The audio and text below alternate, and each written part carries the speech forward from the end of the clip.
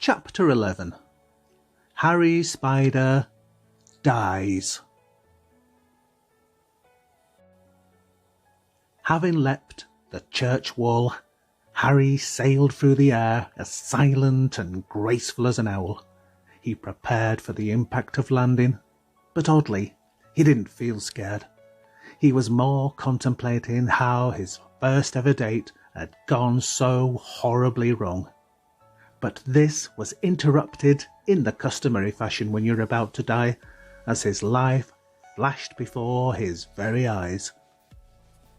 A vision popped into his head. It was his deceased grandmother. He pictured her ever-happy face and attempted to ask her for help. "Grandma? Are you there, Grandma? I'm in a bit of trouble, Grandma." And then, in the inky darkness, a strange apparition appeared. It was vague at first, but as the image became more crystalline, he could clearly see himself as a small boy, stood next to him on a gentle, rain-damped grassy incline were his parents and all his closest relatives. They were attending his grandmother's funeral. His mother was crying, so he called out to comfort her, but she never answered. He then glanced to his side, and there, floating, seemingly weightless beside him, was his deceased grandmother. She looked different to when he last saw her. Her appearance was less fraught, and she smiled reassuringly and placed a comforting arm around him, and he could feel that he was no longer falling. He was floating with her. And then she spoke, in that oldie-worldy voice that he thought he would never hear again. "Don't worry, Harry. We've got a good case, and I'm here to help you." He had no idea what she was talking about, but she did go a little funny in the end, so he just smiled and nodded, as he used to. Solemnly, he looked at himself as a small boy, and the boy looked at him. It was as though the child could see him, so he smiled, and sure enough, his infant self smiled back. Then he remembered his grandmother's actual funeral, and how, as a boy, he'd watched her float gently heavenward, and instantly the pain and sadness of her death had been lifted. From that moment on, he'd felt safe and secure with the knowledge that his grandmother had chosen to watch over him. The younger Harry was fading from vision and waved for the final time. So older Harry tried not to waste the opportunity and shouted at his younger self. "When you're 11, don't have a fight with Andrew Baker. You'll lose. Avoid the slot machines in the arcade as well. You'll never win, and you'll waste most of your pocket money on them. And make sure you always lock the bathroom door when you hit 13, because that one was really very embarrassing." "Oh, no, you don't," interrupted his grandmother. "That's very much against the rules." "What rules, Grandmother?" "The rules of—" Suddenly, he couldn't hear her. She was mouthing the words, but he struggled to make them out. Then she just vanished. "The rules of what, Grandma?" But there was no answer. The darkness then returned, and the sound of rushing air also returned, and almost instantly he felt a huge jolt of numbing pain pass through his entire body as he landed heavily. He rolled violently over and over again, like a rag doll in a tumble dryer. But then, inexplicably, the bumping and boring stopped, and an eerie silence fell. Harry sat up and stared into the darkness. Something was different. He no longer felt breathless, his hunger had eased, and even the pain from the toe he'd stubbed earlier had disappeared. So there he sat, for a brief moment or an eternity. It was difficult to know. The debate was interrupted by a barely audible click, similar to the flick of an electric switch, only all around him. A humming sound followed as a blinding white light enveloped his every line of vision and was so bright it scorched his eyes and snatched his very breath. He gulped and swallowed in a vain attempt to recapture it. But soon he realized that it was not the shock that had taken his breath, but a powerful updraft of air emanating from the beam of brilliant light that was now drawing him skyward like an airless vacuum and stealing the oxygen around him. So, helplessly, up he went, faster and faster, higher and higher, heaven-bound, literally. The land beneath his feet grew more distant, and although it was dark, he could now clearly see the mossy green slates of the old church roof, and as the panorama expanded, he glimpsed his own house, then the village, then a second later the whole town, Keighley Town, the only town he'd ever known, then the county of Yorkshire, and then the whole country. And as he passed through the wispy clouds to the outer edge of the stratosphere, the entire earth was visible, from the Aurora Borealis to the Aurora Australis. But now, everything belonging to that world no longer mattered, because the world and everything in it had ceased to exist. He then heard a faint voice. "Not yet. Give him one more chance. At least give him the test." It could have been his grandmother's voice, but in his state of confusion, he couldn't be sure. "I'm not sure he deserves a chance," said another voice. "Me neither," said a third voice. "Then we are agreed." "Yes, we are agreed." "Well, that's it. It is decided. Harry Spyder's life has reached its end." And that was it. He had ceased to exist. Everything went quiet. But then, "What's happening?" asked one of the voices.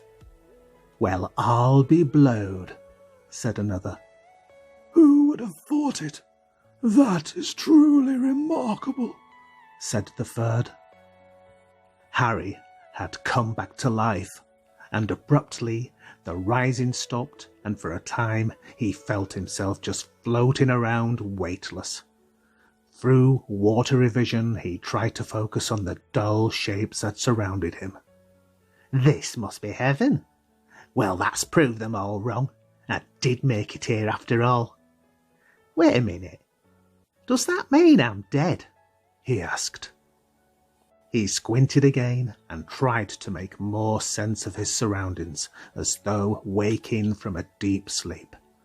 But just as his eyes cleared, gravity returned with an ear-popping whoosh, and down he went, lower and lower, faster and faster, back down the airless tube of light, earthbound once more.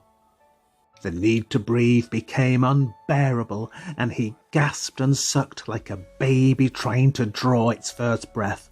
And as he returned to the Earth's atmosphere, he tasted the sweet air as though for the first time, and was able to replenish his starved hemoglobin with large, long-bursting gulps of fresh air. Why the hell did I stop bloody breathing? Did I just forget or something?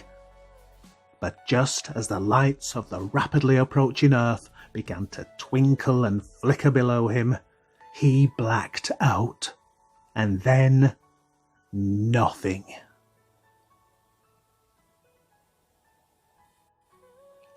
Harry came to some hours later. He shook his head, and slowly he regained his senses. His subconscious fed in strange thoughts and feelings, but his conscious mind couldn't decipher them. He knew something very odd had happened, but he didn't know what. Then the two halves of his mind connected, and his brain ached. Not just with the injury that he'd sustained, but with the bombardment of information it was receiving. Was it real, or was it a dream? Who knew? It was too difficult to separate the two. Perhaps he never would. Time would no doubt tell. Wait a minute. I do remember something about a test. But what test, though? That don't make any sense. It must have been a dream, because I don't even like tests. Harry checked himself for injuries. Apart from a huge bump on his head, he seemed to have gotten off fairly lightly, maybe only minor bruising and a cut or two. He sat up and looked around for Dippy. He couldn't see him at first, but then picked out his silhouette from the darkness. He was sat against the base of the wall. His eyes were glazed, and he was motionless. He looked dead. Harry crawled over to him and could now see that he was holding something in his hand, a dull, metallic object. What have you got there, Dippy lad? It seemed better than asking, "Are you dead?" Harry nudged him, and Dippy let out a soft whimper and sprung back into life. Just a watch, he murmured, still obviously dazed. Pass it here then, Dippy. Let's have a look at it. And reluctantly he handed the watch to Harry, and although it was dark, he could tell that the watch was very old, but it felt like the glass front had been freshly smashed, because he could feel the sharp splinters crunch and grind as he ran the tips of his fingers around the face. It's a bit old, isn't it? You could probably do with a new one. Dippy snatched it back. Leave it alone. I don't need a new one. And anyway, it's not mine. Whose is it then? You haven't nicked it, have you? No, of course not. Harry could see that the watch held some significance, so he pursued it. Well, who does it belong to, then? It belongs to me dad. I'm saving it for him. But I thought your dad was dead, said Harry, knowing full well that he wasn't. He's not dead. My mum said he is, but I know he isn't. I can feel it. What do you mean you can feel it, Dippy? I just can. That's all. Harry knew the key to unlock Dippy's secret was somehow linked to the watch, so he asked another leading question. Your dad's name? It wouldn't happen to be Jim, would it? Dippy hesitated, then started to shake and cry. Harry could see he'd overstepped the mark. I'm sorry, Dippy. I didn't mean to upset you, said Harry, but he thought, Yep, definitely Jim. Dippy pulled himself together. I'm okay, Harry. I'm just a bit hungry and cold, that's all. Harry had an idea that he was sure would cheer Dippy up. I'll tell you what, Dippy lad. A few of us are going fishing tomorrow, down Tinker Woods. You can come with us if you like, and you can eat all the fish that you catch. How does that sound? It did the trick. Wow, that sounds brilliant. Are you sure the others won't mind? Nah, course not. I'm sure they won't, lied Harry. Brilliant. Brilliant, eh? You know, Dippy, you're a lot smarter than you are, aren't you? Yeah, I probably am. And Dippy grinned like a Cheshire cat and decided that there was no point in telling Harry what he'd done for him a short time before. He didn't want him to be his friend just because he'd gotten him breathing again after he'd swallowed his tongue.